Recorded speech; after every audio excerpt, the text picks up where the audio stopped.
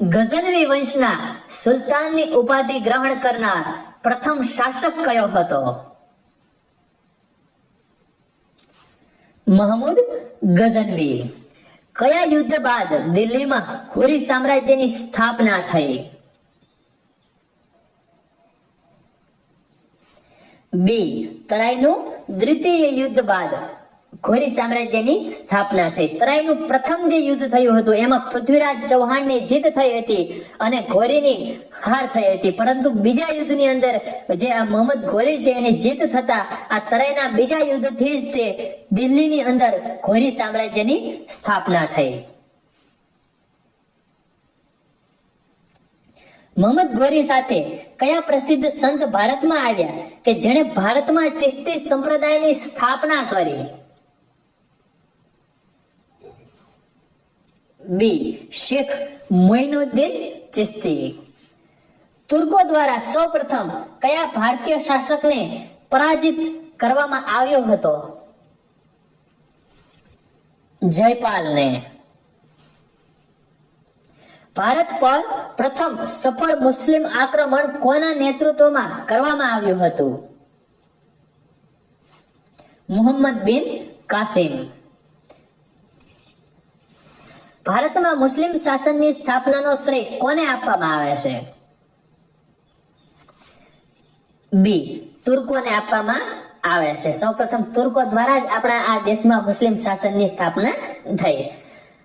સન 712 મુહમ્મદ બિન કાસિમ તેમજ દાહિર વચ્ચે કયું યુદ્ધ થયું હતું? અરાવરનું યુદ્ધ થયું હતું. આરબ આક્રમણ બાદ સિંધમાં આરબી લોકો સ્થાયી થયા, જેને કયા સંપ્રદાય તરીકે ઓળખવામાં આવે છે? કરમતિયા તરીકે ઓળખવામાં આવે છે. ભારતમાં સર્વપ્રથમ કયા મુસ્લિમ આક્રમણકાર દ્વારા જજિયા કર વસૂલાયો હતો? જો જજિયા વેરો એટલે હિન્દુઓ ઉપર એક પ્રકારનો નખાતો એક પ્રકારનો કર ટેક્સ હતો. જે મંદિરો અને યાત્રાઓ જે કરે હિન્દુઓ, તો એની ઉપર પણ એમની પાસેથી કર લેવામાં આવતો હતો. તો એવો કર કોને વસૂલ્યો? મોહમ્મદ બિન કાસિમ. મોહમ્મદ બિન કાસિમ દ્વારા કરાયેલા અધિનિયમોનો ઉલ્લેખ અબુ બકરની કઈ પુસ્તકમાં કરવામાં આવ્યો છે? ચચનામામાં. મોહમ્મદ ઘોરીએ જીતેલા ઉત્તરી ભારતનું સામ્રાજ્ય કોને આપવામાં આવ્યું? સી. કુતુબુદ્દીન ઐબક. કયા શાસકના દરબારમાં ન્યાય માટે સિંહની આકૃતિ નિર્મિત કારાવાય જેમાં મુખમાં સાંકળ રાખવામાં આવી હતી? ઇલ્તુત્મિશ. કયા શાસકની ઉદારતાને કારણે તેને લાખ બક્ષ કહેવામાં આવ્યો? કુતુબુદ્દીન ઐબક. કુતુબુદ્દીન ઐબક દ્વારા કોની યાદમાં દિલ્હીમાં કુતુબ મિનારની સ્થાપના કરવામાં આવી? ખ્વાજા મોઇનુદ્દીન બખ્તિયાર કાફીની યાદમાં. ખિલજી વંશનો સ્થાપક કોણ હતો? જલાલુદ્દીન ફિરોઝ ખિલજી. આનો ભત્રીજો જ અલાઉદ્દીન ખિલજી કે જે આ એના કાકાને જ મારીને ગાદી ઉપર બેઠો હતો. અલાઉદ્દીન ખિલજીના ગુજરાત પર આક્રમણ સમયે ગુજરાતમાં કોનું શાસન હતું? કરણ વાઘેલાનું. નિમ્નલિખિતમાંથી મલિક મોહમ્મદ જાયસીની રચના કઈ છે?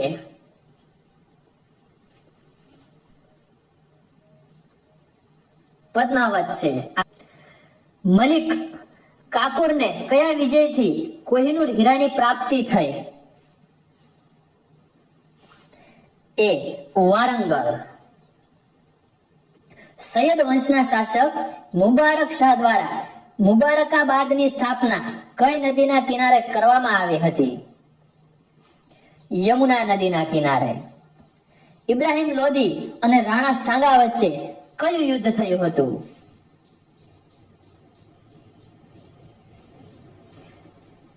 ખતોલીનું યુદ્ધ થયું હતું. પાણીપતનું પ્રથમ યુદ્ધ ક્યારે થયું હતું? 1526 બાબર અને ઇબ્રાહિમ લોદી વચ્ચે થયું હતું. બહમની સામ્રાજ્યમાં પ્રાંતો કયા નામે ઓળખાતા હતા? તરફના નામે ઓળખાતા હતા. તાજુદ્દીન ફિરોઝ શાહે વિજયનગરના કયા શાસકને પરાજિત કરી સંધિ કરવા માટે બાધ્ય કર્યો હતો? દેવરાય પ્રથમ. બહમની સામ્રાજ્યના કયા શાસકને દક્ષિણના નીરો તરીકે ઓળખવામાં આવે છે? હુમાયુ શાહ. સુર સામ્રાજ્યનો સંસ્થાપક કોણ હતો? શેરશાહ સૂરી. શેરશાહ સૂરીએ પોતાની રાજધાની ક્યાં બનાવી હતી? આગ્રા. કયા શાસક દ્વારા અલાઉદ્દીન ખિલજીની હુંડિયા પ્રથાને પુનર્જીવિત કરી સિપાહીઓનું વ્યક્તિગત વર્ણન લખવાની વ્યવસ્થા કરવામાં આવી? શેરશાહ સૂરી. શેરશાહ સૂરીએ કિલ-એ-કુન્હા નામક મસ્જિદની સ્થાપના કયા સ્થળે કરી હતી? દિલ્હી ખાતે. જૌનપુર શહેરની સ્થાપના કયા શાસક દ્વારા કરવામાં આવી હતી? ફિરોઝ શાહ તુગલક. 1360 કયા મુસ્લિમ શાસક દ્વારા ઓડિશા પર આક્રમણ કરી જગન્નાથના મંદિરને ક્ષતિગ્રસ્ત કરવામાં આવ્યું હતું? ફિરોઝ શાહ તુગલક.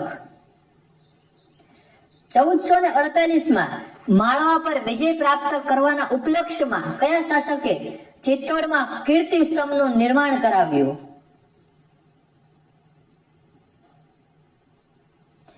રાણા કુંભાએ.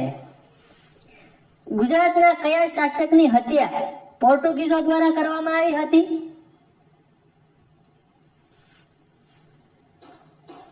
બહાદુર શાહ ની હત્યા પોર્ટુગીઝો દ્વારા કરવામાં આવી હતી. ઘણા બધા પ્રશ્નો વિદ્યાર્થી મિત્રો એવા હોય છે કે જે તમે જે પ્રકાશનની બુક વાંચી એની અંદર આવે એટલે તમે ગમે એટલું વાંચો હોય તોય ન આવે. એટલે પરીક્ષામાં આવતા આપણને એમ થાય કે આ ક્યાંથી આવી ગયું. એટલે આવા જો તમે પ્રશ્નોનો સોલ્યુશનો કરેલા હોય તો તમને તરત જ મગજમાં આવી જાય કે પોર્ટુગીઝોએ જો કોઈ શાસકની હત્યા કરી હોય તો એ બહાદુર શાહ હતો. અને આપણને અમુક જે ક્વેશ્ચનો છે એ જ આપણને મેરિટમાં આગળ લઈ જાય છે.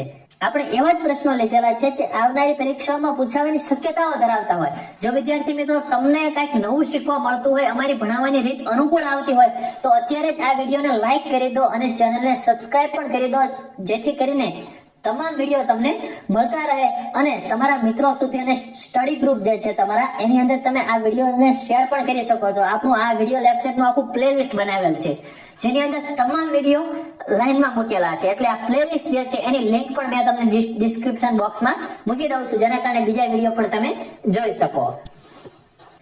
ભારતમાં સર્વપ્રથમ ઇકતા વ્યવસ્થા કયા શાસક દ્વારા વહેંચવામાં આવી? મોહમ્મદ ઘોરી. આદિગુરુ શંકરાચાર્યનો જન્મ કયા રાજ્યમાં થયો હતો? કેરળ. સિકંદર લોધી નિમ્નલિખિતમાંથી કયા સંતનો સમકાલીન હતો?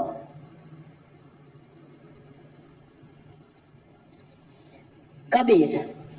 बड़ा हुआ तो क्या हुआ जैसे पेड़ खजूर पंथी को छाया नहीं फल लागे अति दूर. કબીરના દુઆ એટલે જબરદસ્ત અલગ પ્રકારના જ છે. એમ સાંભળવાની મજા આવી જાય એમ, પણ તર્કશીલ મગજ હોવું જોઈએ. રામચરિત માનસના સર્જક તુલસીદાસ કયા મુગલ શાસકના સમકાલીન હતા?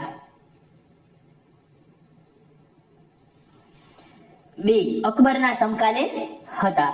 નિમ્નલિખિતમાંથી કયા સંત શિવાજીના આધ્યાત્મિક ગુરુ હતા? રામદાસ. ભારતમાં સૂફી આંદોલનમાં કયો સંપ્રદાય સૌથી વધુ લોકપ્રિય તેમજ પ્રસિદ્ધ થયો? ચિશ્તી સિલસિલા. નિઝામુદ્દીન ઓલિયાના પ્રિય શિષ્ય કયા મહાન સંગીતકાર હતા? અમીર ખુસરો. તૃતીય હિન્દ. હિન્દનો પોપટ કહેવાય છે. ઇસ્લામમાં સૌથી પહેલો સંપ્રદાય કયો સ્થાપિત થયો?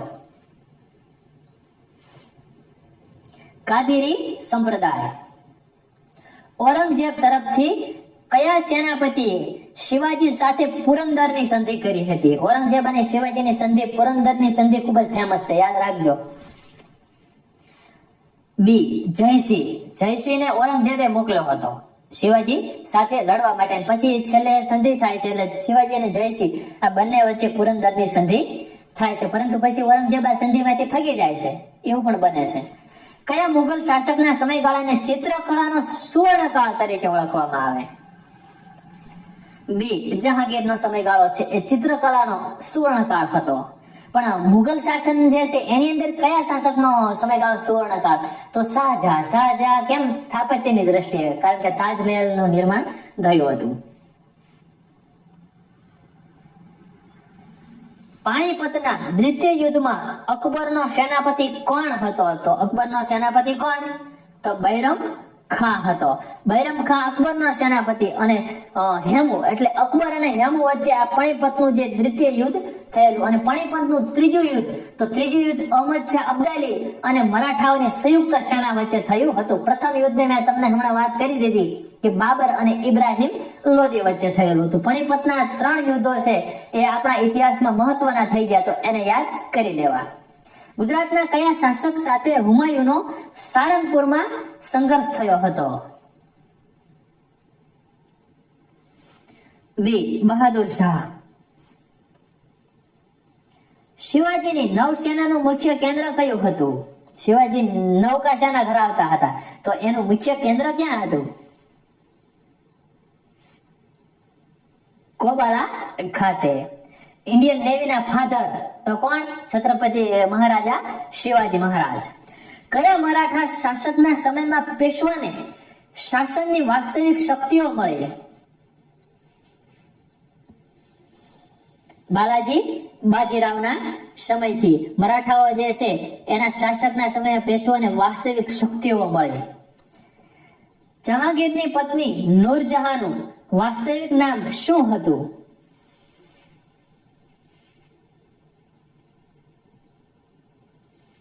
વાસ્તવિક નામ હતું મેહરુન્નિસા.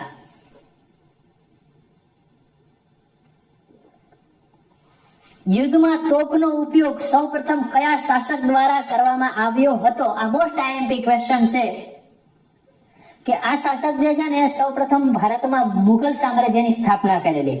શું નામ છે? બાબર. બાબરે સૌપ્રથમ તોપનો ઉપયોગ કર્યો. અને એની સામે કોણ હતો? અહમદ શાહ અબ્દાલી. અહમદ શાહ અબ્દાલીનું બહુ મોટું સૈન્ય હતું, બાબર કરતા પણ મોટું સૈન્ય હતું, છતાં બાબરે એને હાર આપી. સૌપ્રથમ તોપનો ઉપયોગ થયો એટલે લોકોને એમ થયું કે આ છે શું એમ આવું? તો આ બાબરે સૌપ્રથમ તોપનો ઉપયોગ કર્યો હતો. તો